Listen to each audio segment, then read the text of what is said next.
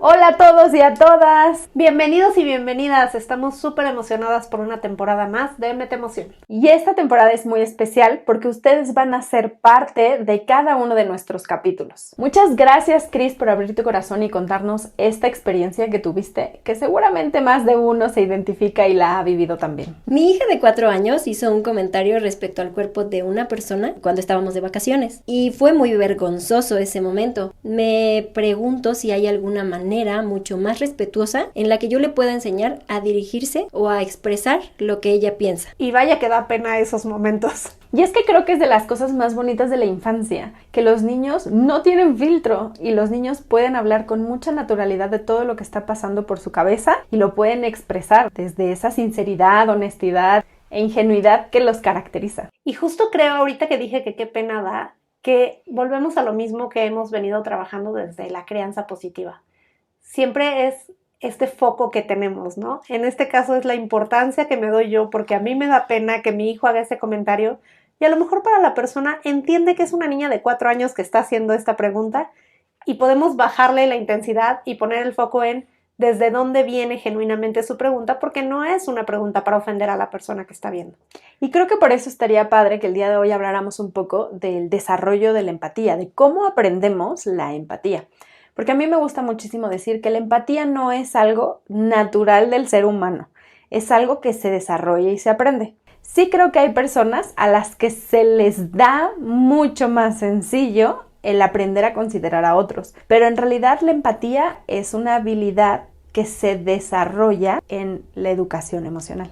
Y podemos comenzar como reflexionando un poco en qué entendemos nosotros por empatía. ¿Cómo aprendiste tú la definición de la empatía, Carlita? Empatía es ponerte en los zapatos del otro. Y a mí me encanta esa definición porque además me gusta mucho cuestionar en lo difícil que es entender que la empatía no tiene que ver con los zapatos, sino con el camino. No podemos entender lo que las personas hacen si no conocemos todo el trayecto por el cual vienen. Entonces, la empatía no es precisamente ni estar de acuerdo, ni encajar, ni lograr ponerte en sus zapatos, sino más bien como ponerte en sintonía. Es decir, el entender que las personas viven cosas muy distintas a ti, pero lo que la persona está sintiendo es algo que tú has sentido quizá en otro momento, en otra circunstancia, pero logras entender el sentimiento, no la circunstancia. Y justo por eso es muy importante la educación emocional, porque al final si yo no entiendo ni mis propios sentimientos, ¿cómo voy a ir entendiendo los de los demás? Siempre empezamos por uno mismo y después nos vamos hacia los demás. Y esta parte de educación emocional en la empatía empieza igualito que cuando hablamos de emociones. Yo no puedo entender el enojo en otro si no entiendo qué es el enojo en mí, qué me genera enojo, por qué me siento enojado, cómo reacciona mi cuerpo y se comporta cuando me siento enojado y qué me ayuda a sentirme tranquilo. Incluso en esta primera etapa, cuando empiezo a ver reacciones en los demás, creo que reaccionan exactamente igual que como yo reaccionaría o como yo estoy reaccionando ante esa situación. O se sienten enojados por lo que yo me siento enojado. O sea, si yo me siento enojado, el universo está enojado también y como yo me siento, se sienten los demás. Eso lo hemos platicado en algunos otros capítulos de la temporada pasada. Pero lo importante ahorita es entender que la empatía inicia desde el proceso hacia uno mismo. Así que me gustaría también platicar que el que queramos que nuestros hijos sean niños empáticos no va a empezar llevando a los niños a conocer gente vulnerable o señalando las dificultades que tienen algunas personas o hablando de cómo no señalamos características o situaciones de las personas. En realidad la empatía va a empezar desde reconocer las características de ellos mismos.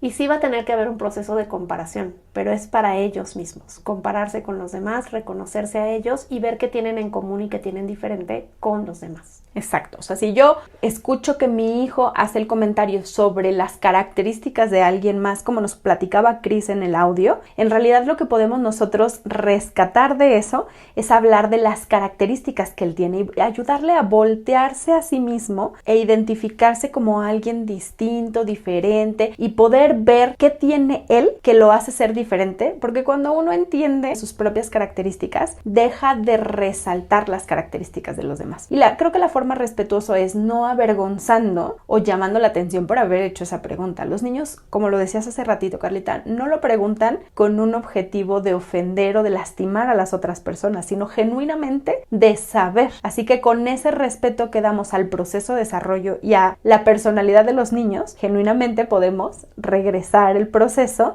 de voltear a vernos a nosotros para ir entendiendo lo que sentimos, lo que pensamos, lo que creemos y con eso poder vivir el proceso. Y justo en esta parte que preguntas, Cris, a mí me llama mucho la atención porque tu nena tiene 4 años y ya está haciendo procesos de comparación. Entonces va bien en su proceso de desarrollo, es parte natural, justo salirse de su burbuja de ella y solo cómo suceden las cosas con ella y empezar a ver que hay cosas con los demás que son diferentes a cómo suceden con ella. Y entonces empieza con esta comparación y este contraste de cómo son las cosas, en qué me parezco y en qué soy diferente a los demás. No porque esté bien o esté mal como la visión de adulto de híjole, entonces a lo mejor no debemos tener este cuerpo o estos estigmas que tenemos como adulto. En realidad para ella fue una diferencia genuina que notó y que le llama la atención que es diferente porque tal vez no había observado un cuerpo así o tal vez está empezando a observar los cuerpos porque estabas en una circunstancia de vacaciones en donde tal vez estaba en traje de baño y vio cosas que no había visto antes en su vida. Entonces es una pregunta genuina, natural, que no viene desde el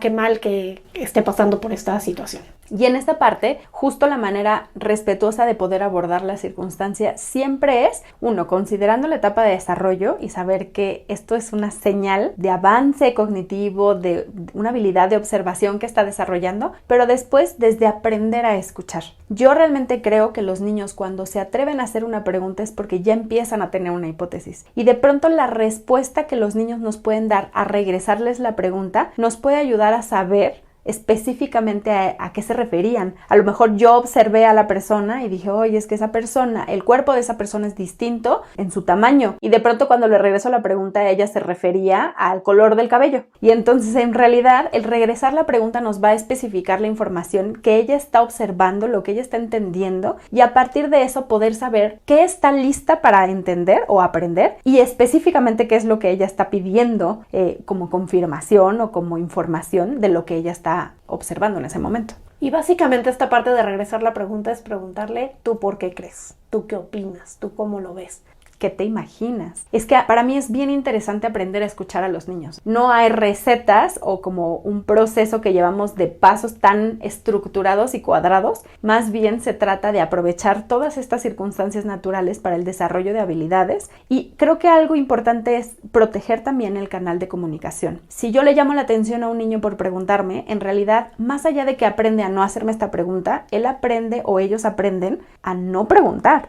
Porque quizá lo que pregunto no es correcto y puedo meterme en problemas. Y en realidad no queremos hacer temas tabú, queremos niños que aprendan a cuestionar las cosas y se vale decir, eso es una muy buena pregunta, no tengo idea de la respuesta, investiguemos juntos.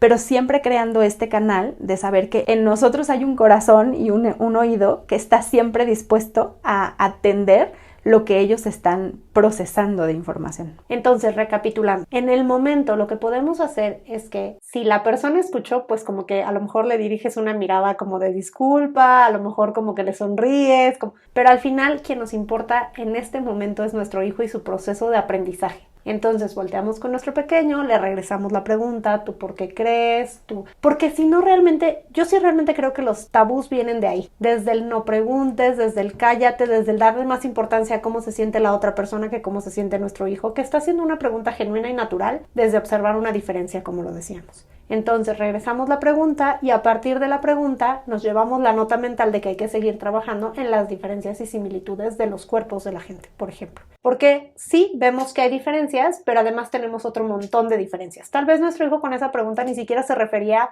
al cuerpo como tal como creíamos nosotros, sino a lo mejor se refería al color de cabello, a un tatuaje que traía, al traje de baño, cómo se le doblaba, etcétera, etcétera. Entonces es importante preguntarles a ellos a qué se refieren para poder darles la información que necesitan y seguirlo trabajando en casa las diferencias que tenemos con los demás, porque las diferencias es lo que nos hace únicos y está padre saber que no tendría por qué haber dos cuerpos iguales, o no tendría por qué haber dos cabellos iguales, o no tendría por qué haber dos ojos iguales. Al contrario, lo natural es ser diferentes. Y para aterrizar la parte del proceso de las emociones en la situación, una vez que priorizamos la parte del aprendizaje, la pregunta que los niños tienen, el aprender a escucharlos, ya nos podemos ir a la parte de cómo nos sentimos las personas cuando nos comentan este tipo de información. Yo realmente creo que lo importante es seguir repitiendo que los niños no pueden entender la emoción de los otros si no han logrado tener un buen repertorio de sus propias emociones y de las situaciones que les generan esas emociones. Pero considerando que ya llevamos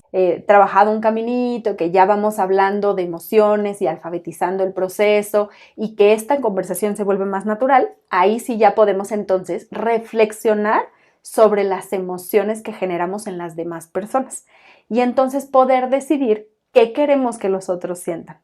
Porque quizás si yo te comento algo, mi forma de comentarlo puede ayudarte a sentir cómoda o incómoda. Y cuando yo tengo reflexión sobre lo que puedo hacer con tu cubeta, puedo cuidar un poco más mis palabras y saber que hay momentos, situaciones y formas de poder expresar lo que sentimos.